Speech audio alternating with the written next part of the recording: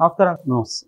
Sir. KTR గారి పైన గత కొంతకాలం నుంచి కూడా ఎన్నో ఆరోపణలు, విమర్శలు రావడం చూస్తున్నాం. ఫోన్ ట్యాపింగ్ వ్యవహారంలో ఈవెన్ సమంత గారు విడాకులకు కూడా ఈ ఫోన్ ట్యాపింగ్ వ్యవహారం కారణం అని చెప్పేసి కూడా విమర్శలు వచ్చాయి. అయితే అటువంటి ఈ టైంలో కేటీఆర్ గారు తన సోషల్ మీడియాలో ఒక పోస్ట్ చేశారు. ఒక ఫోటో పెట్టి ఒక కొటేషన్ ఇచ్చారు. దానికి సమంత గారు కూడా రిప్లై ఇవ్వడం జరిగింది. సో దాని గురించి ఇప్పుడు అందరూ కూడా చర్చించుకుంటున్నారు. మరి మీరేం చెప్తారు సార్? మనకి ఎలా ఉంటుందంటే అదేదో అంటారు కదా, ఎద్దీనిందంటే దూడని కట్టే అన్నట్టు అయిపోయింది మీడియా కానీ అన్నీ కూడా. ఎందుకంటే దానికి కారణం ఇప్పుడున్న మోడల్ ఆఫ్ ద మీడియా. అంటే ఇప్పుడు ప్రజెంట్ మీడియా ఎలా ఫంక్షన్ అవుతుందో చాలాసార్లు నేను చెప్పాను. సరే, దాని జోలికి పోకుండా అసలు కేటీఆర్ ఏం చెప్పాడంటే, కేటీఆర్ ఈ మధ్య బాగా యాక్టివ్గా ఎక్స్లో పోస్టులు పెడుతున్నాడు. ఎందుకంటే ఆయన ఫాలోవర్స్ దాదాపు 43 లక్షల మంది ఉన్నారు. సో అందువల్ల ఆయనకి యూత్లో బాగా ఫాలోయింగ్ ఉంటుంది కాబట్టి దానికి సంబంధించినవన్నీ కూడా ఆయన రెస్పాండ్ అవుతుంటారు. అలాగే ఆయన ఒక పోస్ట్ ఏం పెట్టాడంటే, whatever life throws at you always face with smile అని పెట్టాడు. అంటే జీవితం నిన్ను ఎలాంటి పరిస్థితుల్లోకి నెట్టేసినా కూడా నవ్వుతూ దాన్ని ఎదుర్కో అని పెట్టాడు. నిజానికి అది మంచి పోస్టే. దాంతోపాటు తన బ్లాక్ అండ్ వైట్ ఫోటో, ఒక గుంపులో ఆయన నవ్వుతూ ఉన్నాడు, ఆ ఫోటో పెట్టాడు. సో ఈ ఫోటోకి సమంత ఫస్ట్ రియాక్షన్ సమంతదే వచ్చింది. సమంత ఒక నమస్కారం అంటే థ్యాంక్ యూ అన్నట్టుగా ఆమె పెట్టింది. ఇంకేం అక్షరాలతో ఏం కామెంట్ పెట్టాల. సో ఇది వైరల్ ఎందుకు అవుతుందంటే దీనికి 2 కారణాలు ఉన్నాయి. అంటే ఇమ్మీడియట్గా సమంత ఎలా స్పందించింది, ఫస్ట్ ఆన్సర్ రెస్పాండ్ అయ్యి ఎలా అయింది అంటే వీళ్ళిద్దరు టచ్లో ఉన్నారా అన్నది ఒకటి. రెండోది దీని బ్యాక్గ్రౌండ్ కూడా. ఆల్రెడీ సమంత విడిపోవడానికి ఫోన్ ట్యాపింగ్కి రిలేషన్షిప్ ఉంది. సమంత ఫోన్ ట్యాపింగ్ కేటీఆర్ చేయించాడు. దానివల్లే ఆ విషయాలన్నీ కూడా నాగార్జున ఫ్యామిలీకి తెలిసాయి. దానివల్ల విడిపోయారనే ఒక వెర్షన్ ఆల్రెడీ రంగంలోకి ఉన్నప్పుడు అది సమంతకు కూడా చేరుంటుంది కదా. సమంతకు తెలియకుండా ఏముండదు. ఆ అమ్మాయి కూడా వెరీ యాక్టివ్. ఆ అమ్మాయికి కూడా ఎక్స్లో 1 కోటి మంది పైన ఉన్నారు, 1,30,00,000 ఎంతో ఉన్నారు. సో ఆ స్థాయిలో యాక్టివ్గా ఉన్నప్పుడు మరి ఆమె కేటీఆర్ పోస్ట్కి స్పందించడం, పోస్ట్ కంటెంట్ ఏదన్నా పక్కన పెడితే ఆమె ఫస్ట్ స్పందించడం ఎలా సాధ్యమైంది? అంటే ఆమె ఇమ్మీడియట్గా అతను రాగానే ఇమ్మీడియట్గా ఫస్ట్ ఆమె స్పందించిందా, మరి ఏం జరిగిందనేది అంత వేగంగా స్పందించాల్సిన అవసరం ఉంది. ఇలాంటి ఇది వస్తుంది.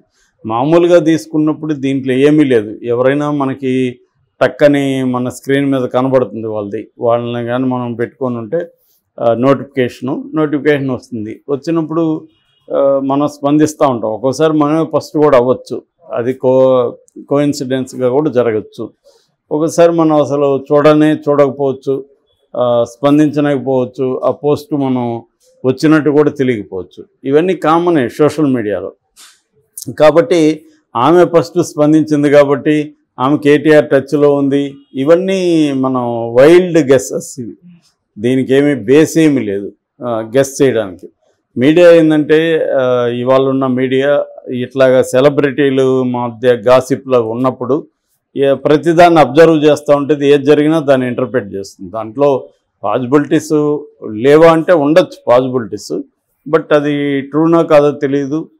దాంట్లో ఒకవేళ వాళ్ళ ఫ్రెండ్స్ అయితే తప్పేం లేదు. ఇప్పుడు ఇద్దరు పబ్లిక్ లైఫ్లో ఉన్నప్పుడు అనేక మంది అనేక చోట్ల ఫ్రెండ్స్ అవుతూ ఉంటారు.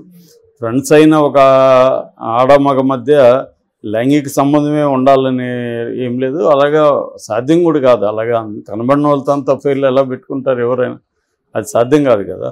సో కాబట్టి ఇక్కడ వాళ్ళిద్దరికి అఫైర్ అని కూడా ఎవరు చెప్పట్లేదులే. కానీ బయట కేటీఆర్కి రకుల్ ప్రీత్ సింగ్ అఫైర్ అనేది రేవంత్ రెడ్డి లాంటి వాళ్ళే చెప్పారు గతంలో. సో దానివల్ల అందరికి కూడా అది నమ్మారు. అది నిజమా కాదు ఇప్పటికి కూడా కనిపించినప్పుడు అడుగుతుంటారు, కేటీఆర్ మీద వచ్చిన ఆరోపణలు నిజమేనా అని. ఎవరికి తెలిసి నిజమో కాదు అనేది. ఇవన్నీ కూడా ఆరోపణలు. దాన్ని మనం నిజమనో కాదనో మనం చెప్పే పరిస్థితి లేదు. ఆయనైతే సీరియస్గానే ఖండించాడు. నాకు అట్లాంటి ఎవరితోనూ కూడా ఏ రకమైన ఇది లేవు. నేను ఎవరి ఫోన్ ట్యాప్ చేయలేదు కూడా ఆయన ఖండించాడు గట్టిగా. రెండోది ఇలాగానే పెడతా ఉంటే నేను వాళ్ళ మీద కోర్టుకు కూడా వెళ్తానని కాంగ్రెస్ నాయకులను కూడా ఆయన హెచ్చరించాడు. సో ఈ కైండ్ ఆఫ్ సిచ్యువేషన్లో సమంత ఎందుకు రియాక్ట్ అయిందనేది ఇవాళ చర్చ. సమంత ఎందుకు రియాక్ట్ అయిందనేది ఆమె చెప్తే కానీ మనకు తెలియదు నిజానికి. కాకపోతే సమంత ఫ్రెండ్ అని కూడా ఎక్కడ ఏం చెప్పలేదు వాళ్ళిద్దరూ, కేటీఆర్ గారిని చెప్పలేదు. కాకపోతే తెలిసిండే అవకాశం ఉంది. కేటీఆర్ ఒక పబ్లిక్ ఫిగర్, ఒక మంచి మెసేజ్ పెట్టాడు, ఆమెకు కూడా కనెక్ట్ అయ్యుండొచ్చు. ఎందుకంటే సమంత కూడా ఒక రకమైన టఫ్ లైఫ్ని ఎదుర్కొంటుంది. ఆమెకు ఆరోగ్యపరంగా, కెరీర్ పరంగా, పర్సనల్ పరంగా ఆమె అనేక ఇష్యూస్ని ఫేస్ చేస్తుంది. కాబట్టి సమంత కూడా సిమిలర్ కైండ్ ఆఫ్ పోస్టులు పెడుతూ ఉంటుంది.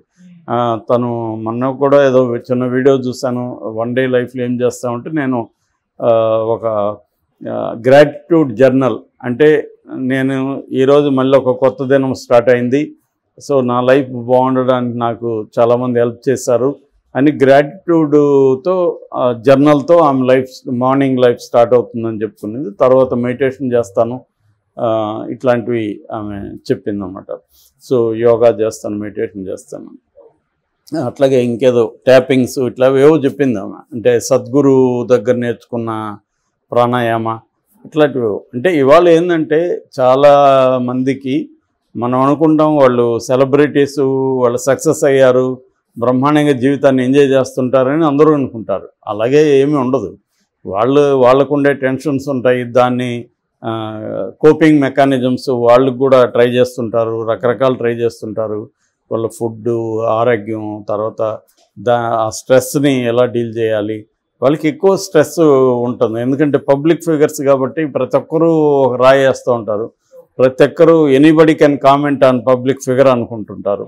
సో దానికి అనుగుణంగా వాళ్ళు లైఫ్ని వాళ్ళు కూడా, అందుకనే వాళ్ళకి సద్గురువు లాంటి వాళ్ళ అవసరం. ఎందుకంటే వాళ్ళు ఏమన్నా మన లైఫ్కి గైడెన్స్ ఇస్తారేమో, ఈ స్ట్రెస్ని దీన్ని పోగొట్టుకునేదానికి చేస్తారు. మామూలుగా అయితే అవన్నీ సద్గురువుల కంటే కూడా మంచి సైకాలజిస్టులు, సైకాట్రిస్టులు బెటరు సైంటిఫిక్గా చూసుకున్నప్పుడు. సద్గురువులు చేయలేనని కాదు, వాళ్ళు చేసేది వాళ్ళు చేస్తారు.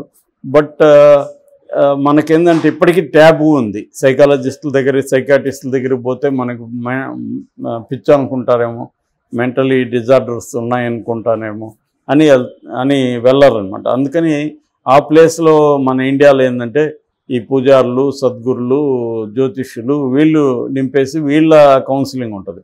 అందుకని భక్తి ఛానల్ ఇవి కూడా ఎక్కువ పెరగడానికి కారణం ఏంటంటే ప్రతి మనిషికి లైఫ్లో స్ట్రెస్ ఉంటుంది కాబట్టి దాన్ని మేనేజ్ చేసుకోవడానికి బయట నుంచి ఎవరైనా హెల్ప్ చేస్తారేమో అని ఉంటుంది. సో ఆ విధంగా ఆమె యాక్టివ్గా ఉంటుంది కాబట్టి ఆ విధంగా ఆమె ఇది నచ్చుండొచ్చు ఆమెకి. తన అంటే లైఫ్లో ఎటువంటి హార్డ్ వచ్చినా నవ్వుతూ ఎదుర్కోమని ఆయన చెప్పుండొచ్చు. నిజానికి అది ఒక మోటివేషనల్ కోడ్ తప్ప అదేమీ ఆయన కూడా ఎల్లవెల్లలా పాటించలేడు కదా. ఆయన కూడా నవ్వుతూ ఏమి ఎదుర్కోవట్లా, ఆయన కూడా చాలా సీరియస్ అవుతున్నాడు. కోపంగా అందరి మీద కేసులు పెడుతున్నా అంటాడు, అందరికి నోటీసులు పంపిస్తున్నాడు. మరి నవ్వుతూ ఎదుర్కోవచ్చుగా, ఎందుకు నోటీసులు పంపించాడు మన ఛానల్కి అందరికీ?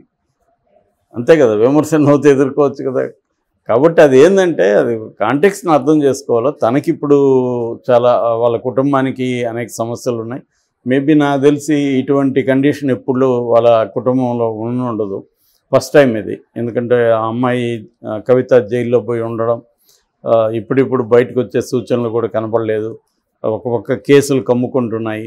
సో ఇంకొక పక్క ఎలక్షన్లో ఓడిపోయినాక అది మెరుగుపడాల్సిన పడకపోగా ఇంకా కిందికి వెళ్ళే పరిస్థితి ఉంది. ఇటువంటి నిజంగా ఇది the worst moment in their లైఫ్గా మనం చెప్పుకోవచ్చు.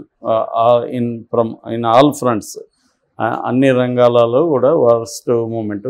దాన్ని ఆయన ధైర్యంగా ఎదుర్కోవాలని ఒక్కొక్కసారి కొటేషన్లు ఎందుకు పెడుతుంటారంటే అది ప్రపంచానికి చెప్పడం కాదు, తమకు తాము బలాన్ని ఇచ్చుకోవడానికి కూడా చాలామంది కొటేషన్ పెడతారు. ఒక పోస్ట్ పెట్టడం ద్వారా వీళ్ళలో కొంత ఎనర్జీ నిండుతుంది అనమాట. ఒక రకంగా అది సెల్ఫ్ మోటివేషన్ బయటికనే కంటే కూడా. చాలామంది ఏంది రోజు వీళ్ళు కొటేషన్ పెడుతున్నారంటే నిజానికి దే హ్యావ్ సర్టన్ ప్రాబ్లమ్స్. ఆ ప్రాబ్లమ్స్ బయటపడడానికి వాళ్ళు స్ట్రగుల్ చేస్తుంటారు.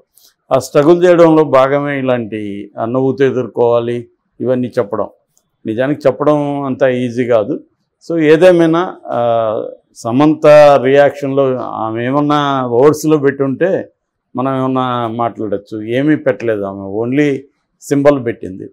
కాబట్టి ఆమె ఏదో స్పందించింది కాబట్టి ఇది నిజమే, ఆమె ఫోన్ ట్యాప్ చేశారు, ఇవన్నీ వైల్డ్ గెస్సులు.